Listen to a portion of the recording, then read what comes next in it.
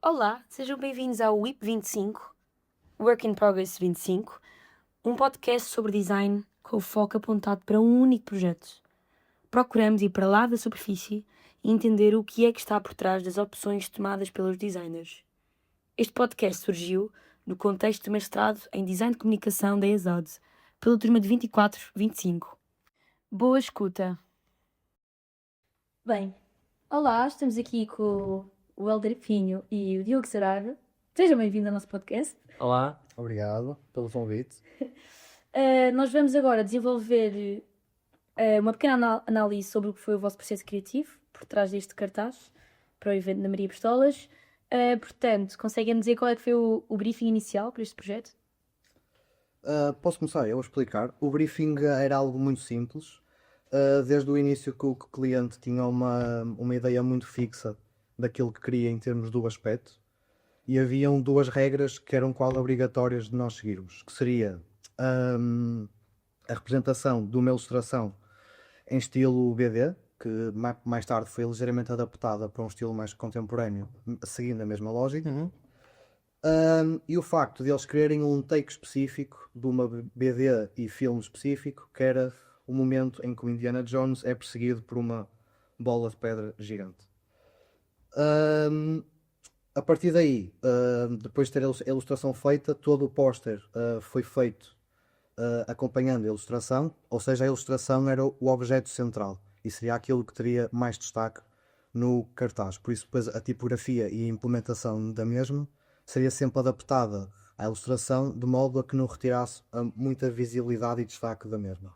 Aliás, isso até foi um ponto importante, até no briefing, porque a ideia era não ser só apenas um cartaz, mas a cada vez que eles atuassem os dois, o cartaz fosse mudando e a ilustração também, ou seja, a tipografia tinha que ser impactante, mas não podia roubar muito da ilustração. Portanto, a ilustração tinha que viver sozinha e também nós acho que conseguimos fazer com que a própria tipografia também conseguisse viver sozinha e até fizemos alguns suportes só com a tipografia. Ok, então basicamente a ideia já vinha de trás do cliente, vocês desenvolveram-na, e o desenho sempre foi este ou houve ideias que foram surgindo para chegar a esta imagem com estas cores, este vermelho, este verde, este roxo?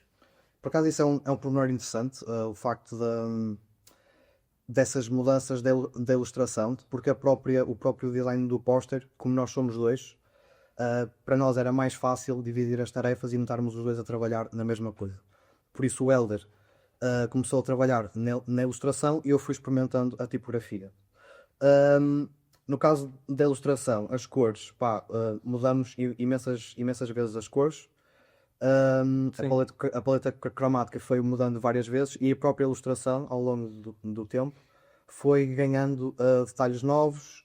Antes a ilustração eram só a representação da bola e dos dois DJs, que são os clientes, e depois foi acrescentado todo o fundo à sua volta. Sim, quer dizer, a ideia foi sempre a mesma, até porque era o briefing. Foi-nos briefado assim, que eles queriam esta cena específica, não é que quisessem, mas tinham preferência desta cena específica do filme, então nós já começámos a desenhar à volta disso.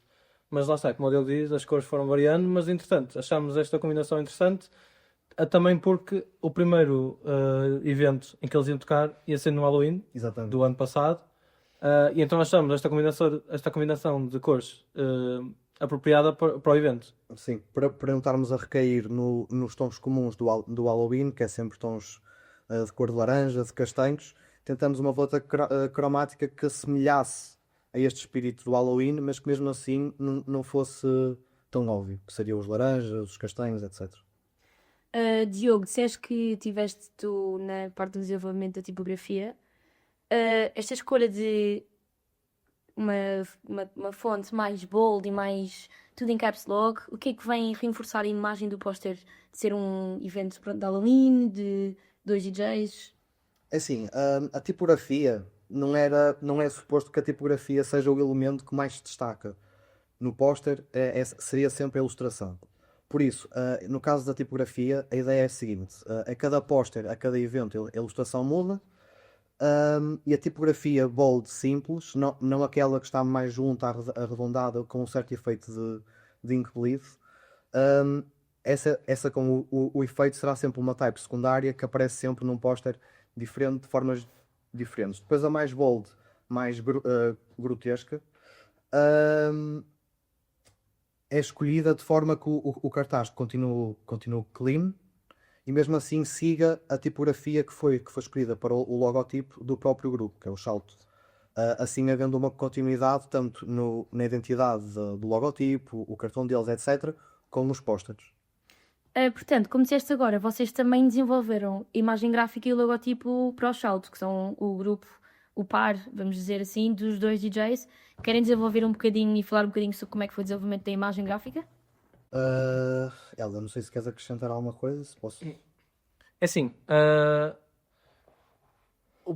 isto é engraçado porque a meio do processo tivemos que mudar de nome, mas salto significa, em latim, significa selva, ou pode significar, acho que significa selva. Não, é mesmo selva. Porque selva tem a ver com a mistura de estilos musicais que eles dois queriam tocar enquanto dupla, porque eu acho que eles não têm este estilo enquanto DJs singulares, e quando se juntavam gostavam de começar a tocar coisas novas, e assim uma mistória de estilos que se assemelhasse a uma selva musical, e esse foi um bocadinho o briefing. Então nós no logotipo tentamos representar um bocadinho os conceitos da selva, dos dois DJs, não sei se... Um pormenor interessante, pegando nisso que o ela está a falar, o logotipo, mesmo que não seja com uma ligação direta, tem um propósito de estar construído desta forma. Nós acabamos por dividir o conceito de salto em 3 grupos, que era a representação da selva, o facto de serem 2 DJs e a inicial da dupla ser um S. Por isso, se olharmos com atenção para o logo, ele pode ser dividido em 3 partes, que é a parte superior representa uma árvore, diretamente ligada à selva, e na parte inferior tem a representação de um 2 e de um S. 2 referente à dupla e o S referente à inicial do salto. Foram feitos vários testes seguindo este mesmo conceito destes 3 temas. E a imagem final acabou por ser esta que se pode ver no póster e nas redes sociais dos mesmos. Ok, e depois da identidade desenvolvida, o cartaz, também estou a perceber que gostaram do outcome. Houve algum desafio inesperado no desenvolvimento de todo o projeto? E se sim, como é que lidaram com ele?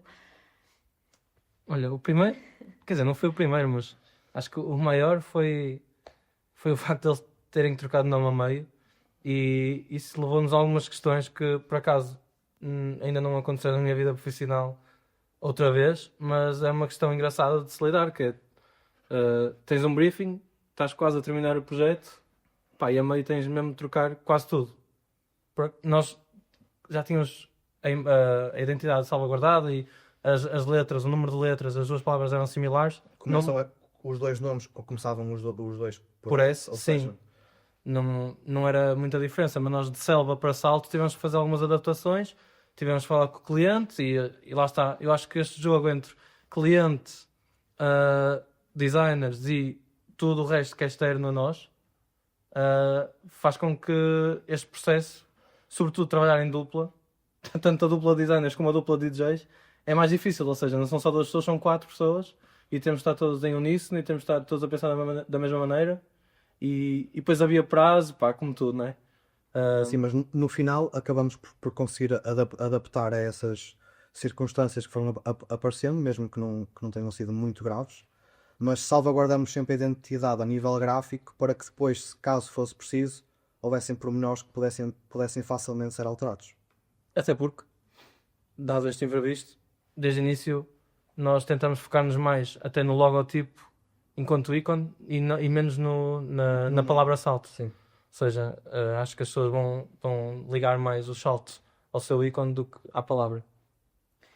Ok, e tu, Helder, tu agora falaste de um dos desafios ter sido ser um grupo a 4, serem 2 DJs e 2 designers.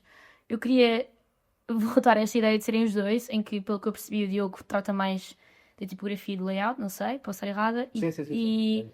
E o Helder um bocado mais de ilustração, e eu queria perguntar-vos, genuinamente, e para serem sinceros, Como é que é trabalhar em colaboração um com o outro?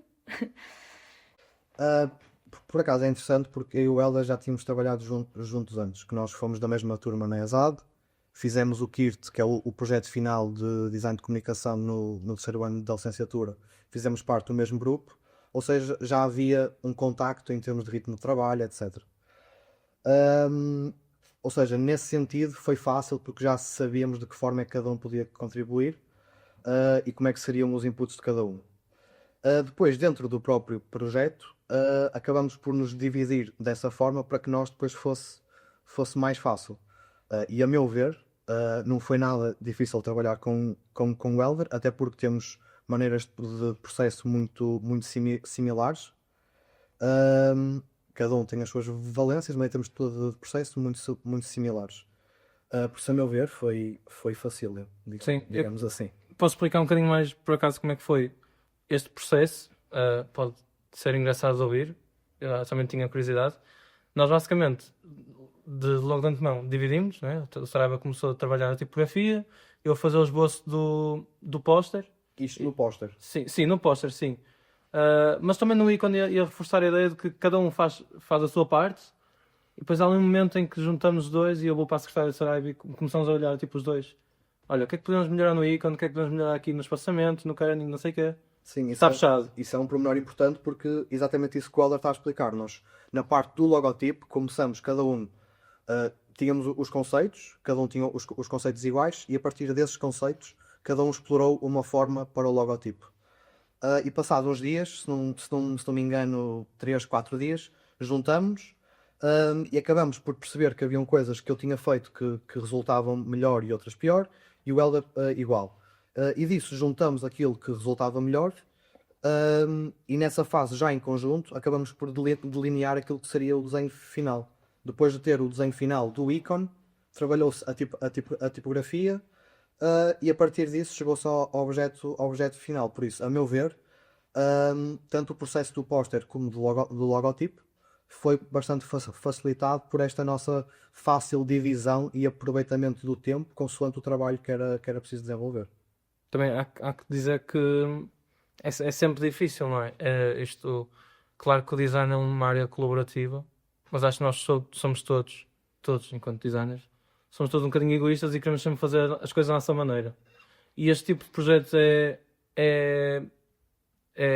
são muito bons e eu gosto de fazer porque faz com que, pá, eu faço desta maneira, mas deixa-me mostrar ao meu colega que também tem decisão e tem poder e tem metade do poder de decisão. Deixa eu ver o que é que ele acha. Ok, chegamos a um consenso, ou fazemos as duas coisas ao mesmo tempo e quando mostramos um ao outro há coisas parecidas, então acho que é por aqui que temos de seguir.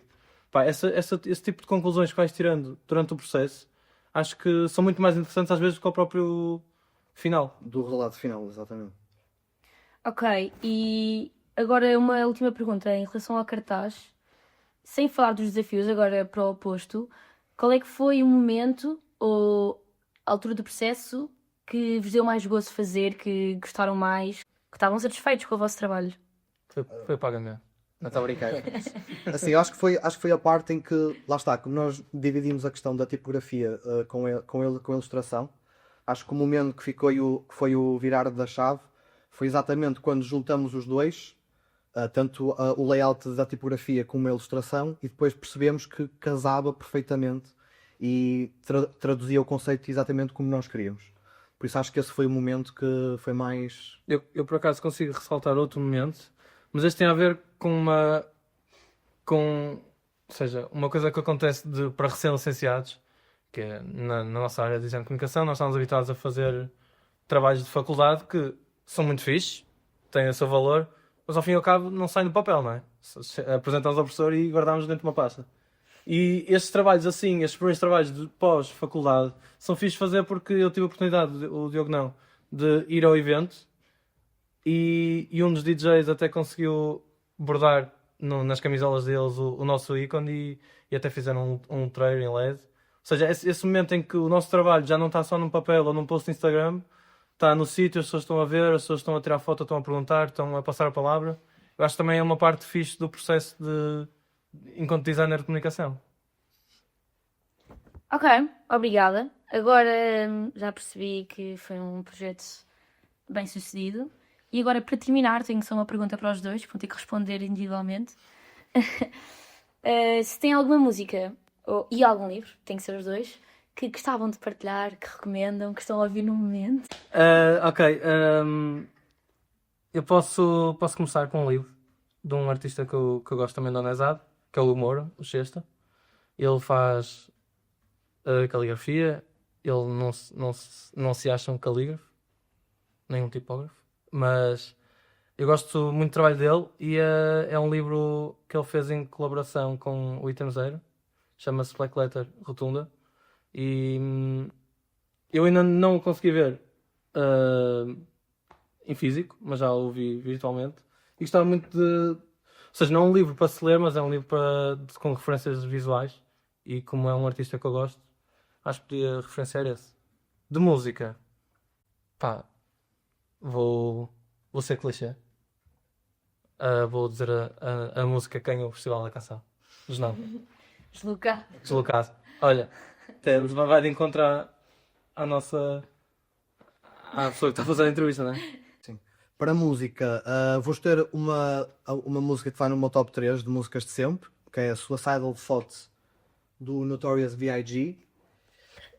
E para livro, vou escolher um livro que nunca encontrei à venda, numa grande superfície, numa livraria, etc. Foi um livro que eu encontrei numa feira do livro e estava um senhor a vender livros que tinha por casa, que é um livro chamado Abstract Film and Beyond, do Malcolm Legris, que é um livro sobre cinema abstrato e os primórdios desta arte.